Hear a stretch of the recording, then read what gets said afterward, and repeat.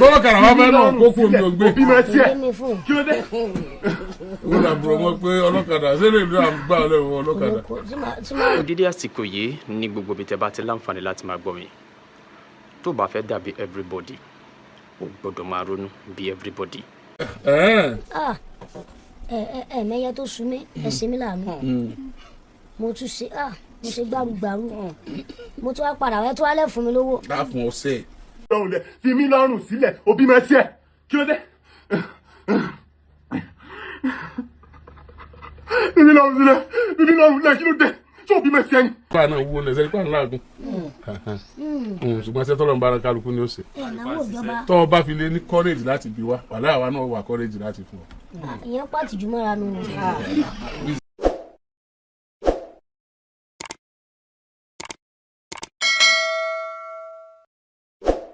Kú dídí àsìkò yìí ní gbogbo ibi tẹ́ bá ti láǹfààní láti máa gbọ́ mi tó bá fẹ́ dàbí everybody ó gbọ́dọ̀ máa ronú bí everybody. Kò jẹ́ tuntun mọ́ mi ò tún fẹ́ dá wa padà sẹ́yìn lórí ọ̀rọ̀ funny thinker Oríyọmí Hamzat àti olóyè Sunday Igboho. Màá kọ́ yùnà náà àwọn kankan tí mo fẹ́ jẹ́ kí àwọn èèyàn mọ̀ látàrí ìṣẹ̀lẹ̀ èyí tó ṣẹlẹ̀ yìí.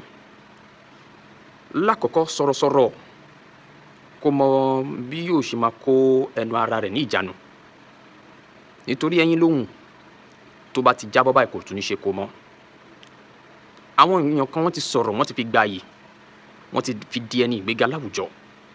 Bẹ́ẹ̀ àwọn èèyàn kan ti sọ̀rọ̀ ó ti gbé wọn débi tí wọn ò lérò wípé àwọn máa dé.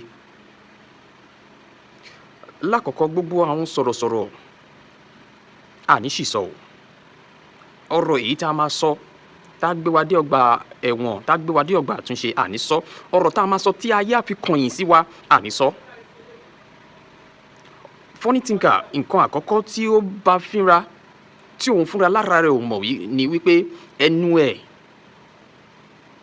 kò kó ẹnu ara rẹ̀ ní ìjánu ó kàn ń sọ láì mọ̀ bí tó fẹ́ yọrí sí. Ẹ wo ibi tó padà yọrí sí fún fẹlẹ́ngẹ́ máa jó lọ mò ń wọ̀ yẹn ọmọ aráyé. Ẹ wo ibi tí àwọn èèyàn kan mi ṣe máa sọ pé àwọn èèyàn kan tì ní àbí òun ló tira rẹ̀ débẹ̀ bí wọ́n bá tẹ̀ ń tiẹ̀ ìwọ ò dẹ̀ fúnra ẹni brain.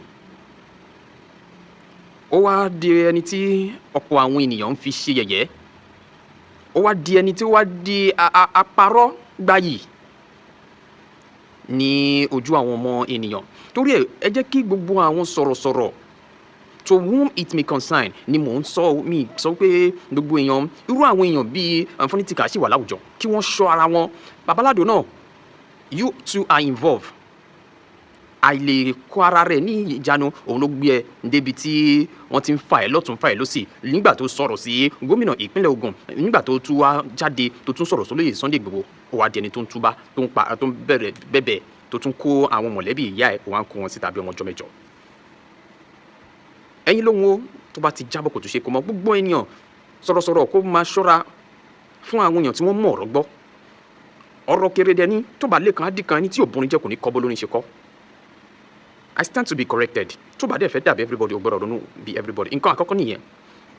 Nǹkan ẹlẹ́kejì. fi mí lọ́rùn sílẹ̀ òbí máa tiẹ̀ kí ló dé. fi mí lọ́rùn sílẹ̀ kí ló dé tó òbí máa tiẹ̀ ni kí ló ṣẹlẹ̀ tó bá mi nìkan bá mo rán jẹ ìnáni wíwẹ́ lápò ìṣòkòtò fúlọ̀ náà kí ló dé. tó ń bá mi fà ìṣó lè bọ́ ọmọ bá àdúrà ìdẹ́rù ẹ̀ wò ọmọ mẹ̀kúnnù náà lẹ̀ mọ́ ẹ̀yàn ẹ̀ jẹ ẹni àlèmúlà àlejò mọ́ fi mí lẹ̀. Do your worst within the ambit of the law. Tó bá mi nìkan bá mo wrong in any way. They approach the court of law. Do your worst within the ambit of the law. Mi ò lẹ́nu ẹ̀ka tí máa fi àgbọ̀lẹ̀ wájú ẹ̀. Do your worst mọ́tẹ́ gbọ́ra. Do your worst within the ambit of the law. Do your worst. Do your worst. Mi ò ní ẹnu ẹ̀ka tí máa fi àgbọ̀lẹ̀ níwájú ẹ̀. Do your worst within the ambit of the law. Do your worst. Do your worst. Do your worst. Mi lọ́rùn rẹ̀ kí ló dé? Kí ló ṣẹlẹ̀? Tó fi tọ́jú lé mi káàkiri. Kí ló dé? Kí ló dé? Tó ti kẹ́ pa mí lọ ni. Ẹ̀dẹ̀ tó bá dẹ̀ pa mí rè àwọn èèyàn ti mọ ibi tí kú mi ti wá. Tó o bá pa mí àwọn èèyàn ti mọ ibi tí kú mi ti wá. Fi mí lọ́rùn sílẹ̀. Tó bá bí nìkan bá mo wrong in any way then approach the court of law. Fi mí lọ́rùn lẹ̀. Kí ló ṣẹlẹ̀? Kí ló dé? Ṣé mo tẹ ọmọ ìdí ẹ̀pà nílé ẹni? Ṣé mo jẹ́ lówó ni? Kí ló ṣẹlẹ̀? O ṣe lọ́mọ báwọn yòókù. Ṣé mi nìkan mo ṣe fídíò lórí ọ̀rọ̀ ẹni? O ṣe lọ́mọ báwọn yòókù. Tó bá dẹ̀ bí nìkan bóyá fídíò tí mo ṣe ó rọ́ǹgì lábẹ́ òfin. Then approach the court of law. Fi mí lọ́rùn sílẹ̀. Fi mí lọ́rùn lẹ̀ Monday gbọ́ra. Fi mí lọ́rùn lẹ̀. Fi mí lọ́rùn lẹ̀. Fi mí lọ́rùn lẹ̀ òbí mọ tiẹ̀. Monday gbọ́ra. Fi mí lọ́rùn sílẹ̀ òbí ọmọ tiẹ̀. Fi mí lọ́rùn lẹ̀. Fi mí lọ́rùn lẹ̀ òbí mọ tiẹ̀. Fi mí lọ́rùn lẹ̀ kí ló dé? kí ló ṣẹlẹ̀ ó wá di pé bóyá tí n bá rìn síbi kan wọ́n mọ̀ wò mí wọ́n ká ìwọ̀n ká ìsìn bá rìn síbi kan wọ́n mọ̀ wò mí wọ́n ká ìwọ̀n ká ok ó ti ń fa àwọn èèyàn ṣọ́ mi káàkiri ó ti ẹ̀ ti wà obvious now ó ti wà obvious níjẹ́ ìsìlẹ̀ lọ dalé mi rú bẹ́ẹ̀ bá dalé rú tó di pé bóyá kó àwọn èèyàn láyà sókè láńlọ́ọ̀dù ó pè mí pé kí n má padà lé òun mọ́ fi mí lọ́rùn sílẹ̀ mi ò jẹ́ lówó mi ò dẹ̀ fi ọmọ ìdí ẹ̀ pa sílé rẹ̀ fi mí lọ́rùn lẹ̀ mi ò sí lára àwọn tí ń wálé ẹ̀ wá jàmàlà fi mí lọ́rùn lẹ̀ mẹ́ndé gbọ́ra fi mí lọ́rùn sílẹ̀ òbí mẹ́tí ẹ̀ kí ló dé èmi ẹ ṣe Mohbad ló ń lo maturity tẹ́ fi pàdánù èmi ẹ ṣe yẹn a time is coming sí máa ní láti bẹ̀rẹ̀ sí ní dákọ̀ ẹ̀ gẹ́gẹ́ tó bá dẹ́yìn inú nonsense tó ń ṣe yìí and then ìwọ tó ń kọ nonsense sábàlá comment section ni pé ó dáa fún ẹ bẹ́ẹ̀ ó ṣe gbá bẹ́ẹ̀ ó ṣàwó bẹ́ẹ̀. See, a silence in the face of injustice is a crime. A time is coming tó jẹ́ pé irú nǹkan báyìí ó máa padà wá ṣẹlẹ̀ sí wọn náà.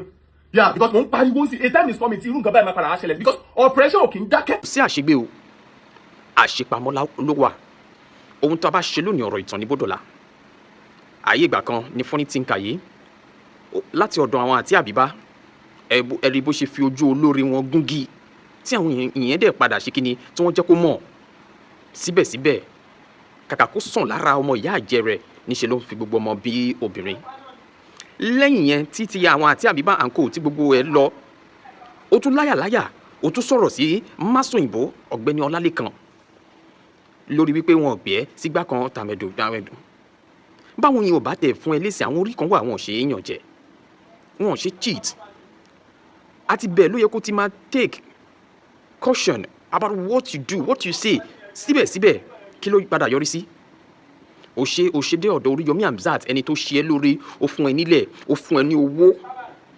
ó fún ẹ ní owó ó fún ẹ ní àwọn nǹkan kan láti jẹ́ kí ìwọ náà jẹ́ ènìyàn láyé ṣùgbọ́n síbẹ̀síbẹ̀ kí ló fi padà sàn àṣegbé kan ò sí àṣepamọ́ ló wà òbí tọrọ rẹ̀ wá padà yọrí sí báyìí Oríyọmí jèbùrẹ́ ó fojú fò ẹ̀dá ń gbọ́ nínú fọ́nrán wọn tó ń sọ pé nǹkan tó ṣe kò tẹ̀ yí àwọn wọ́n dẹ̀ ṣe àlàyé lẹ́kùnrẹ́rẹ́ síbẹ̀síbẹ̀ ó jáde ó bẹ̀rẹ̀ sí ní bú wọn ó bẹ̀rẹ̀ sí ní ṣe oríṣiríṣi Oríyọmí kò bẹ́ẹ̀ fà á igi mú jìnnà sórí ipa tí wọ́n fẹ́ kó nínú ayé ẹ̀ ni wọ́n ti kó yẹn ó dẹ̀ wá kù sọ́wọ́ ẹ̀ bó ṣe fẹ́ san padà òun náà rèé tó bẹ̀rẹ̀ sí ní ṣe kíni bú wọn kò sí àṣegbé o gbogbo ènìyàn kò sí àṣegbé àṣepamọ́ ló wà bí rọ́bà lọ lógún ọdún ọjọ́ kan báyìí òtítọ́ àdìbà ìyẹn ogún ọdún àsì máa gbóná fẹlifẹli kì í ṣe Funny Thinker nìkan ọ̀rọ̀ yìí ó ta bára lé ó ta bára oko ẹni tó bá lè rí ẹ̀kọ́ kan dìmú tàbí ìkejì dìmú bẹ́ẹ̀ kó dìmú a kàn fi Funny Thinker ṣe case study ni kò sí àṣegbé ó ṣe bẹ́ẹ̀ dé ọ̀dọ̀ olóyè Sunday Igboho náà ó bẹ̀rẹ̀ sí ní sọ oríṣiríṣi nǹkan tẹ́ni ẹlẹ́ni ò ṣe wọ́n dúnkòkò mọ́ òun wọ́n ṣe gbà kan mọ́ òun wọ́n ṣe tàmẹ̀dò fún òun ẹ wo bí tó padà yọrí sí. nǹkan tí màá kọ́ tún sọ ni wípé irọ́ don't take people as fools. àwọn sì á lè sùn síbì kan náà ká kọrí síbì kan náà. Your strategy is not right. Gbogbo ìlànà tó ń lò Babalado nìkan you know that ó tún implicate Babalado mi mọ́rọ̀ rẹ̀ tẹ́jọ́ ń ṣe òní Babalado nìkan ló mọ ilé tí ò ń gbé that means Babalado ó lè gbàbọ̀dì fún ẹ and Babalado see you as friend bó tilẹ̀ jẹ́ pé ẹ ti jọ pínyà òun gan ti deny ẹ but even though ẹjọ́ jọ rẹ̀ bó ṣe òní Babalado nìkan ló mọ ilé ẹ nínú fọ́nrán tó sọ. Show me your friends and I will tell you the kind of person you are. Ṣòwò Babalado náà ó yẹ kí Babalado yìí náà ó yẹ kóun náà wá ronú ó yẹ kó ní ọpọlọ láti lè má sọ wípé òun fẹ́ bẹ́ẹ̀ rin àwọn ìrìn kan mọ́ ó ti lè deny but àmọ́ ọjọ́ iwájú ẹ tún lè padà but ẹ jẹ́ ká morú àwọn èèyàn tá a máa bá rìn morú àwọn ọ̀rẹ́ tó ní ṣé àwọn ọ̀rẹ́ tí ẹjọ́ ń ṣe dáadáa fúnra yín ni àbí àwọn ọ̀rẹ́ tẹjọ́ ń dáràn káàkiri àbí àwọn ọ̀rẹ́ tó ń kó bá ẹ. Be careful of friends. This Funny Thinker stuff should expose many people to some truth that you should know. Ó yẹ kẹ́ mọ̀ àwọn nǹkan pé ọ̀rọ̀ Funny Thinker yìí kì í ṣe ọ̀rọ̀ èmi tẹ̀ fẹ́ sọ pé kì í ṣe ọ̀rọ̀ ojú lásán. Àwọn èèyàn kan sọ pé fine because your attitude everything you are doing ó wà correlated pẹ̀lú àwọn èèyàn tó bá ń ṣerú nǹkan bẹ́ẹ̀.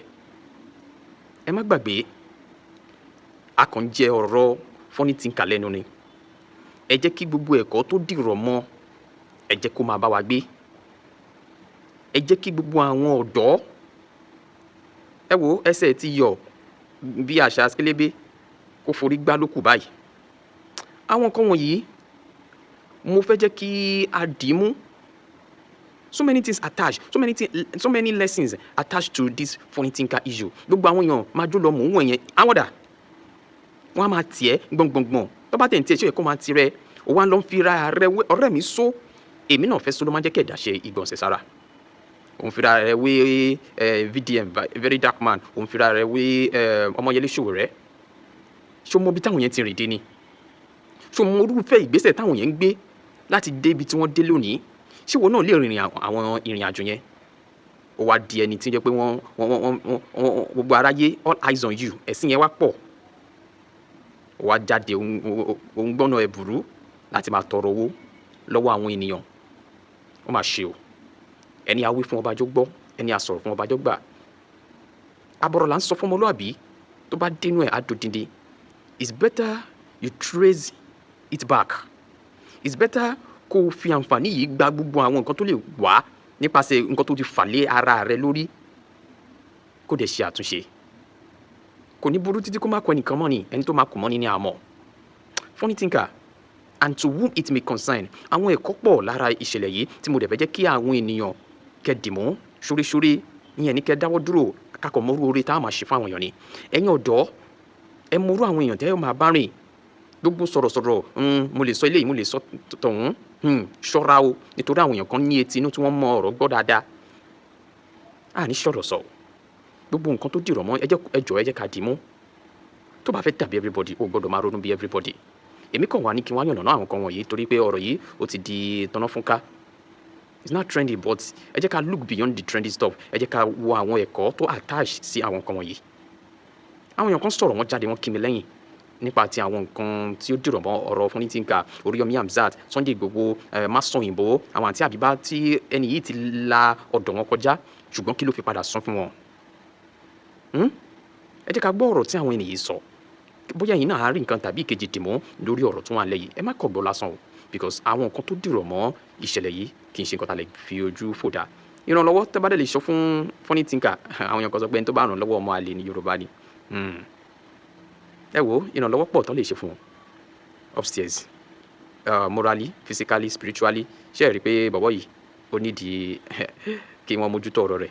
Ẹ jẹ́ ká lọ darapọ̀ mọ́ àwọn èèyàn tó sọ̀rọ̀ kí má dá yín lágara ọ̀rọ̀. Àbọ̀rọ̀ là ń sọ fún ọmọlúwàbí tó bá dénú ẹ̀ àdòdìdì. Yorùbá sọ pé tó bá kó wájú sí ẹ̀kúta tó bá kọ̀yìn sí ẹ̀kúta tó bá kó wọ̀ nìkan kó tún rárá rẹ̀ pa.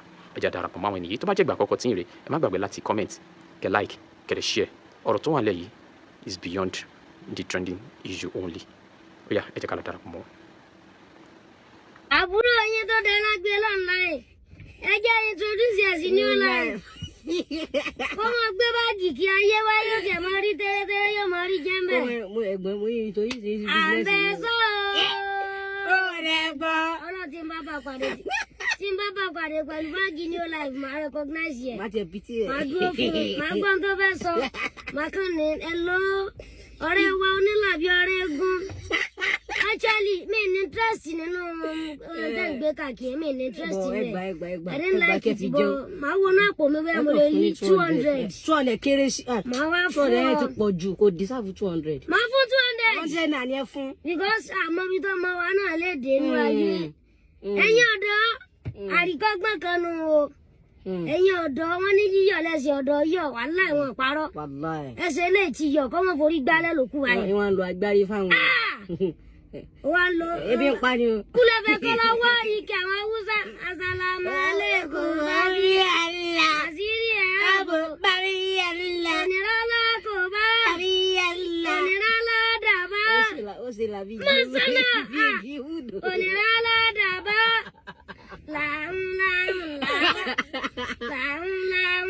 Bàbí àlá. Wo aṣọ kan tá mọ̀mọ́ yẹn náà ni kó máa lò. Káwọn èèyàn lè tètè mọ̀ ọ́ kán lè máa fún ọ lówó. Aṣọ kan yẹn náà ni Assalamu alaikum. Aṣọ di sọ́fà lọ́wọ́ rẹ̀. Àwọn bí yàrá. Ọ̀dọ́! Má torí tó fẹ́ jẹ kó bọjọ́ ọ̀la rẹ jẹ́, ó léwu.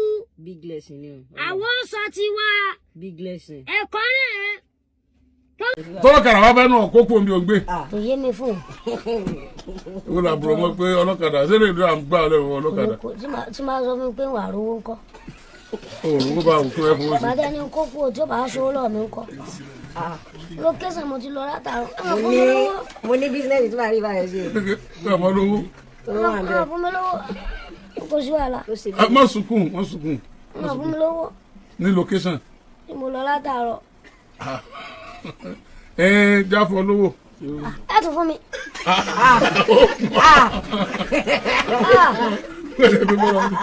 àfọ̀. òkìkí irú rẹ sọ wọn irú Ọlọ́run ò sí ẹ fún mi. àfọ̀ wàlá àfọ̀. àkáǹtì mi náà ni. náà ni ọwọ́ àlọ́ wà àbí ní ẹjọ́ náà ni. ọmọ bá rà sí ìjà pẹ̀kẹ́ lọ.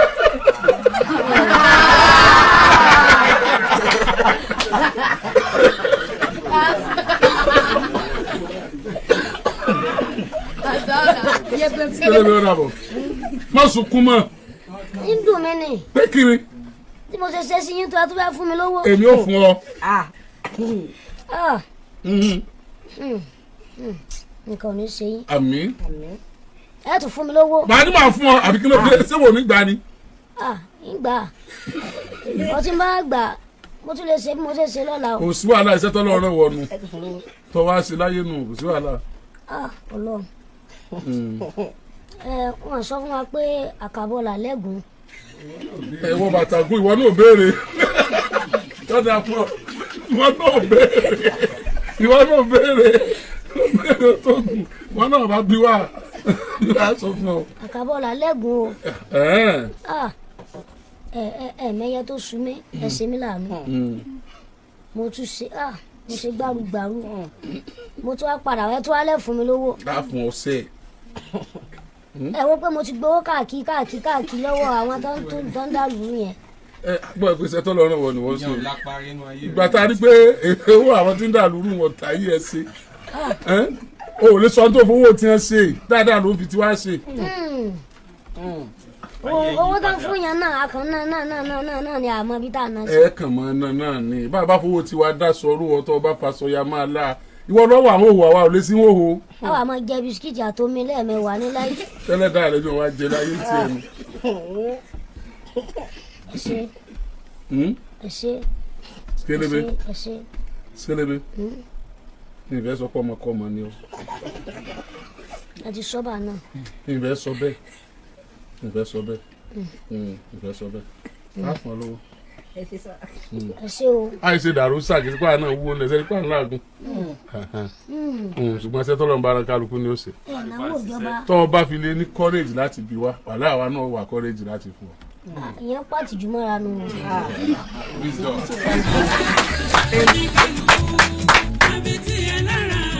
Funny thinker, Wale Aburumaku, abi, what do you call yourself?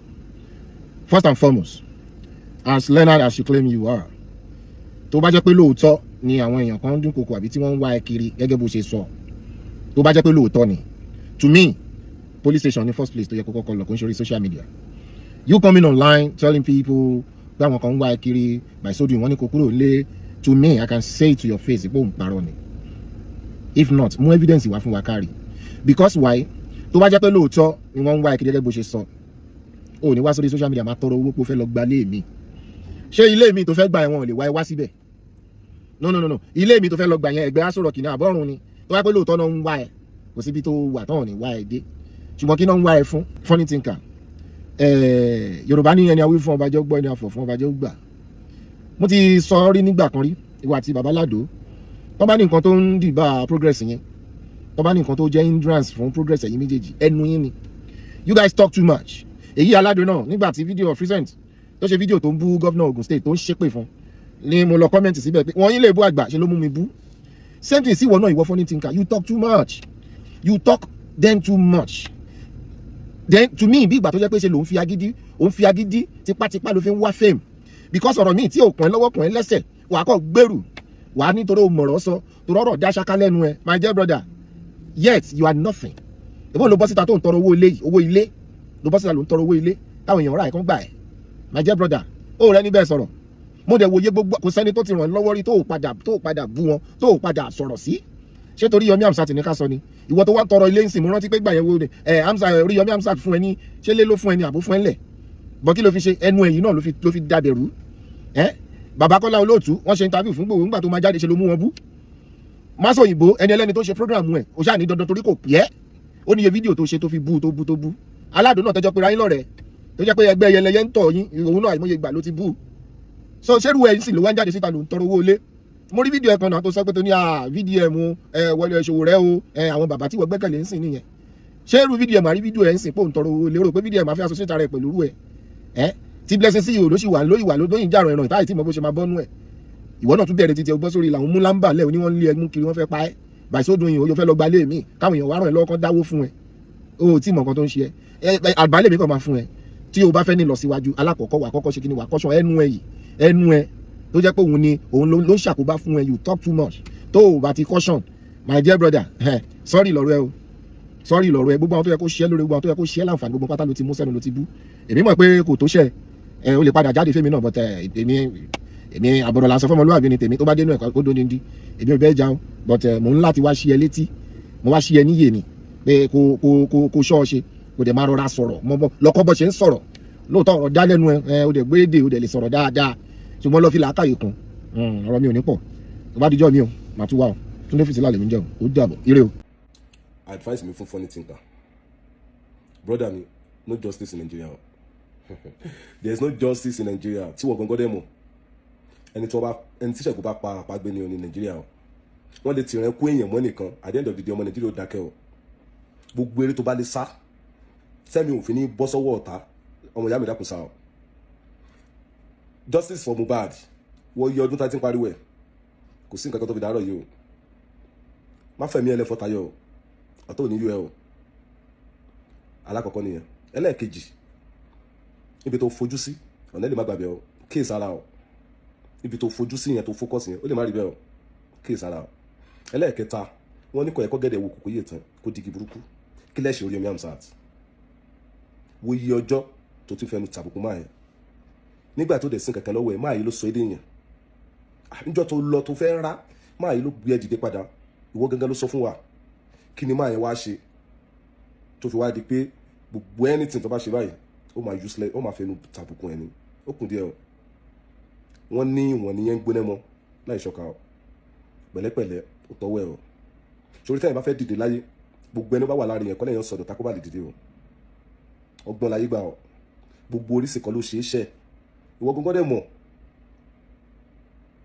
dákun fọlọ́run bí ọ lọ ṣe àtúnṣe sọ̀rọ̀ Oríyọmí Hamzat mi mọ ẹni tí o ń tọ́ lọ́hùn kẹsàn-án pé kí n sọ fún ẹnìyẹn lọ ṣe àtúnṣe sí ò ní ṣubú bàtà yọ gbogbo ẹni tí ń gbọ́ ọ̀rọ̀ ẹ lórí social media ló mọ̀ pé orí ẹ̀ pé gan tó bá àtọ̀tá àtọ̀rẹ́ ló mọ̀ pé Funny Thinker orí ẹ̀ pé gan ọ̀nà tó kẹ́ ń lò sí lèmi rí pé ó kùn díẹ̀ mo fẹ́ kó ṣọ́ra agbára microphone ìwọ̀nba lẹ̀ máa ń lo àní tẹnugbó bí ọwọ́ use your brain.